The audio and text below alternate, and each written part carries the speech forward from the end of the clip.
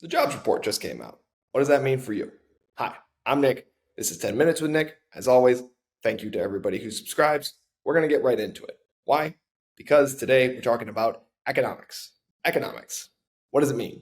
The answer is nobody agrees. Why does nobody agree? Well, frankly, because the answer is very complicated, and most people get their economic news from headlines, just the headline, not the article, and memes.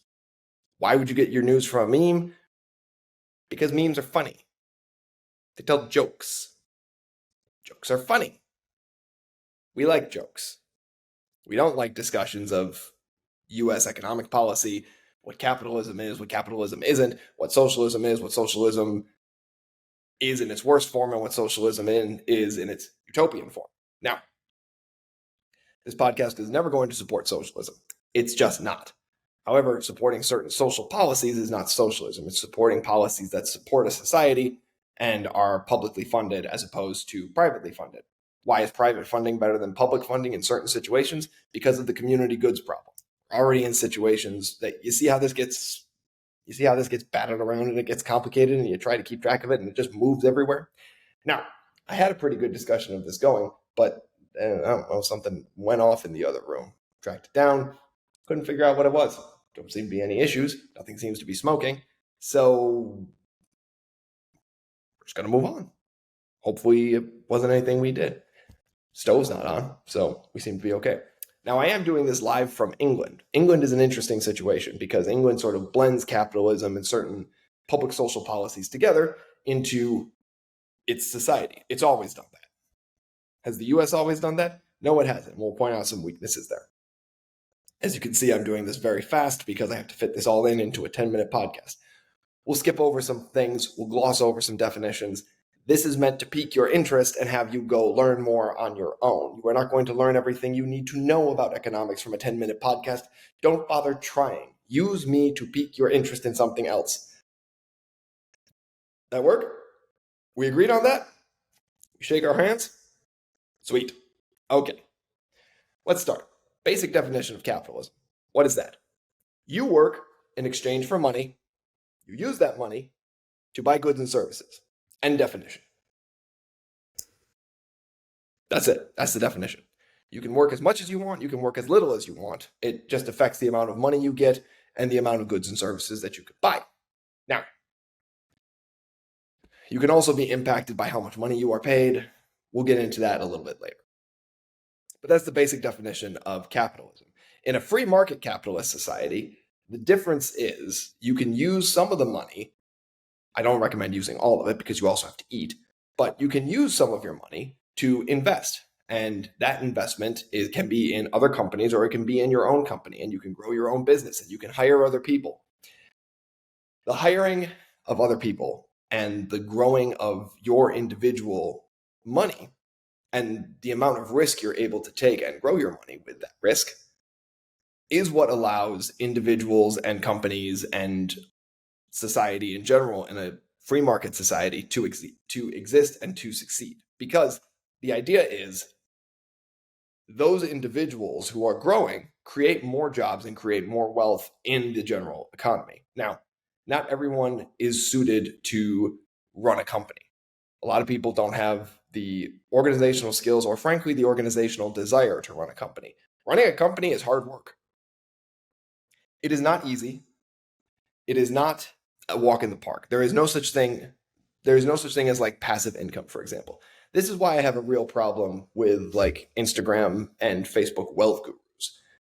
They talk about this need to develop streams of passive income. Passive income doesn't exist. You work for income. Hi, Dad. How you doing? You work for your income.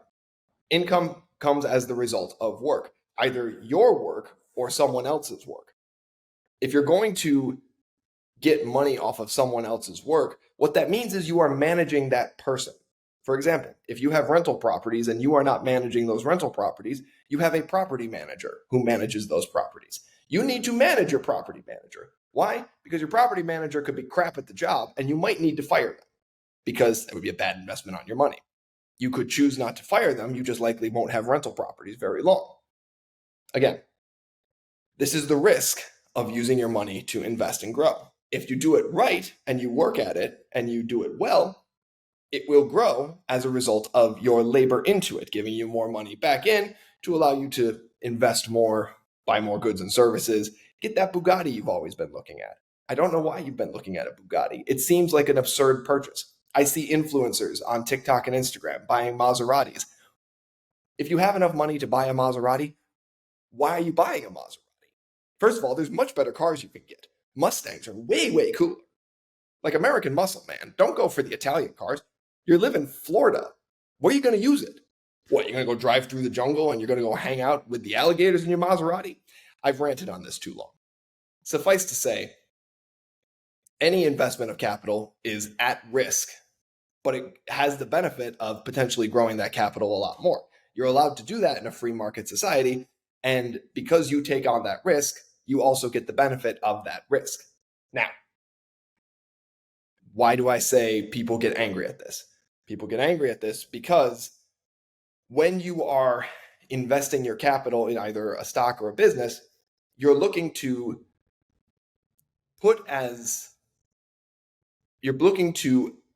keep your costs as low as possible in order to maximize your profit. That's the way you get the benefit of the risk you're taking. Now, there are rules and regulations and everything else that we've come up with along the way. We've come up with rules and regulations for health and safety regulations that require certain things, require certain costs on job sites, that require certain costs in factories, that require certain costs in manufacturing, et cetera, et cetera, et cetera. You have to keep other costs down, though, because the only way you're able to reinvest in the business and grow in the business is that profit margin. As you grow that profit, you're able to put money back into the company to do things like hire more people, build that extra part of the factory you've always been thinking of, buying the Maserati for the parking lot. Again, people, get off the Maserati. Nick, get off the Maserati. Keep moving. That's the idea of free market capitalism, built on the idea of basic capitalism. That's what the US shoots for, is a free market capitalist idea.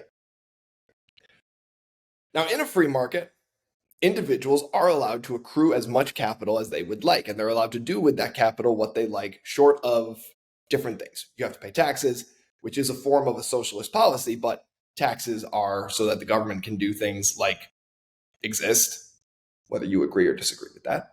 But they can also pave roads, they can take care of public parks, they can pay the people who force you to get certification and insurance on your Maserati so that you can go drive your Maserati into the Florida Everglades and hang out with alligators. Again, I don't know what people do who have a Maserati. I don't have a Maserati. I drive a Subaru. I don't know what you do when you have a Maserati. It seems ridiculous. They're always lime green. Why are they lime green? Get a different color Maserati. You're not cool. God, I hate Maseratis, and I'm really stuck on that idea. Now, I said I would get into socialism a little bit. We're at the tail end of the podcast, and I will. Socialism is basically the idea that all things are community property. If you take socialism in its big picture form without any rhyme, reason, or restrictions, socialism is everything belongs to everyone. That should sound like chaos to you, because that means that everything you're currently holding on to, your computer, your house, your apartment, whatever, belongs to everyone else. This implies, actually it doesn't imply, it clearly states that if, say, somebody didn't have a home, they should be able to knock on your door, say, move, I'm crashing on your couch tonight, and they'd be allowed to essentially live there for as long as they'd like rent-free, because you don't own the property, they own it. They own it as much as you own it, which means that neither of you own it. That's the thing. If everything belongs to everybody, then nothing belongs to anybody. But certain socialism policies have been adopted by governments and countries and societies as beneficial. For example, as I said, the UK adopts certain socialist policies to allegedly benefit its citizens. There's some argument back and forth, but like the National Health Service, which is the public healthcare system, is an example of a socialist policy. It just means that they provide free healthcare to all citizens as a basic of being a citizen. Now, there are problems with that as much as there are problems with privatized healthcare, and the argument goes back and forth as to which system is better or worse. Quite honestly, a good balance probably ends up being a blend, because you can't have people die in the streets, but you also can't have a general checkup with your doctor costs $3,350. I don't know why it's that specific, probably because that's the monthly payment of a freaking Maserati. I am angry at Maseratis today. The base principle of all this is that economics is complicated. If you came to this podcast looking for all of the answers and you think you got them, I am begging you to go read a book. Get off the internet, close your computer, go read a book, do something, go learn about the economy. I've done my best to convey certain basics to you. I didn't even get into government subsidies. That's a whole other conversation that throws off the complete capitalist conversation we just had. It's complicated. Look, use this podcast as a jumping off point. Let it spark some points in your mind and go learn more. If you have questions, like and subscribe. You can feel free to comment me. If you didn't like anything I said, I don't know, leave me a hate comment. If you happen to be a Maserati owner, go away. I'm Nick. This is 10 Minutes with Nick. Have a great day. Don't drive Maseratis.